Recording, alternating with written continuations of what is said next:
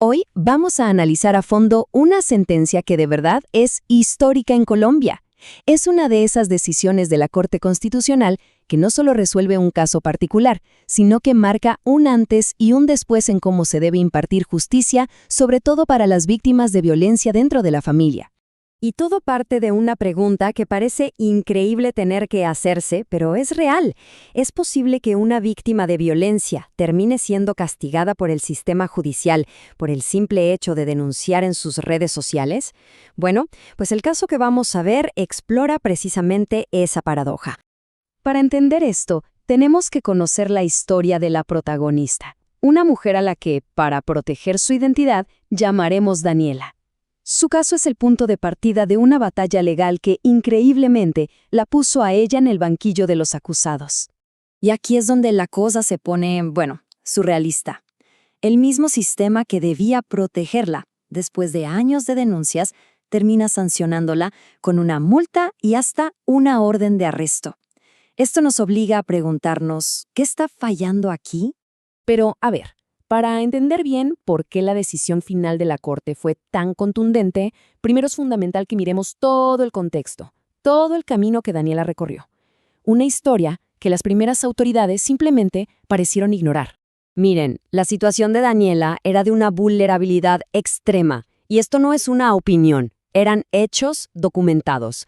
Era madre cuidadora de su hijo con síndrome de Down, dependía económicamente de su expareja. Y para rematar, un informe de medicina legal había sido clarísimo. Estaba en riesgo extremo de feminicidio. Aún así, todo esto fue, increíblemente, desestimado. Y ojo, que su búsqueda de ayuda no fue cosa de un día. Fue un verdadero maratón legal que duró años. Denuncia tras denuncia, solicitud tras solicitud, construyó un expediente enorme, un registro detallado del presunto ciclo de abuso que estaba viviendo. Entonces, ¿qué pasa cuando sientes que las vías institucionales no te están escuchando? Pues Daniela tomó una decisión que se convirtió en el epicentro de todo este caso. Decidió llevar su denuncia a las redes sociales. Y sus publicaciones en Facebook fueron un grito crudo, directo. Nombró a su expareja, Alberto, y expuso la violencia que, según ella, tanto ella como su hijo habían tenido que soportar. Fue su último recurso. Y aquí es donde la historia da un giro de 180 grados, uno que de verdad cuesta creer. El presunto agresor usa ese grito de auxilio público y lo convierte en un arma legal en su contra, iniciando un nuevo proceso que ahora la tenía a ella como la acusada. Bueno, vamos a meternos de lleno en esto, porque es clave entender qué pasó en las primeras decisiones, las de la comisaría y el juzgado de familia. Es aquí donde se origina el problema, porque, como veremos, no lograron ver el panorama completo. Es que es increíble. Le dieron una medida de protección al presunto agresor, le ordenaron a ella que se callara, le pusieron una multa y finalmente una orden de arresto. ¿Por qué? Porque se enfocaron solo en las publicaciones viéndolas como un acto de agresión aislado, ignorando por completo el porqué de esas publicaciones. Lo que vemos aquí es una especie de visión de túnel, ¿no? Vieron sus publicaciones como una agresión, y cuando ella admitió haberlas escrito, lo tomaron como una confesión de culpa. Borraron de un plumazo todo el historial de denuncias y el riesgo extremo en el que se encontraba. Pero por suerte, la historia no termina ahí, porque aquí es donde entra en escena la Corte Constitucional, y no solo ajusta el caso, le da una vuelta completa a las decisiones anteriores con una sentencia que es poderosa y sobre todo muy pedagógica. Y es que lo que hizo la Corte fue mucho más que un simple fallo. Fue una corrección de rumbo fundamental, un recordatorio contundente de principios básicos que las autoridades inferiores habían olvidado por completo. El primer pilar, y quizás el más importante, es el famoso enfoque de género.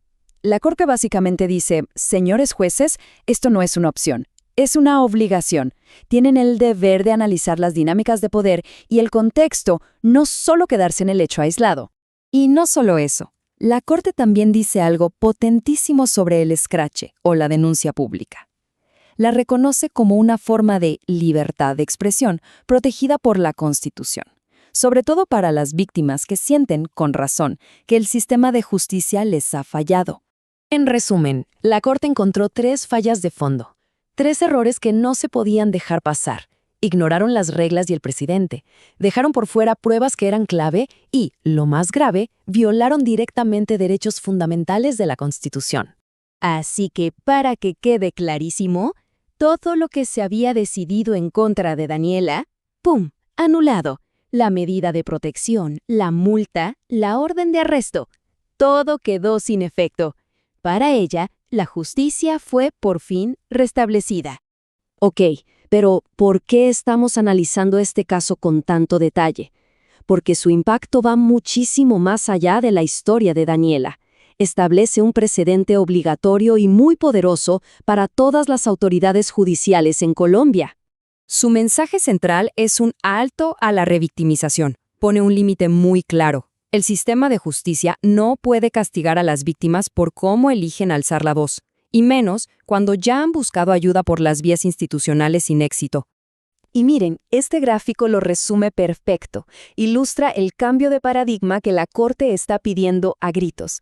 Hay que dejar de mirar el acto aislado, la publicación, y empezar a ver la película completa, todo el historial de violencia. Al final, el mensaje de la Corte es inequívoco y es casi una orden. Las autoridades tienen el deber de investigar con rigor, con empatía y con diligencia. Las víctimas deben sentir que el sistema las protege, no que las está juzgando o castigando de nuevo. Y este caso nos deja al final con una pregunta que queda resonando, ¿no?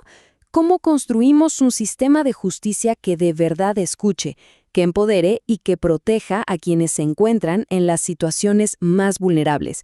Una pregunta que después de esta sentencia tiene que empezar a tener respuestas.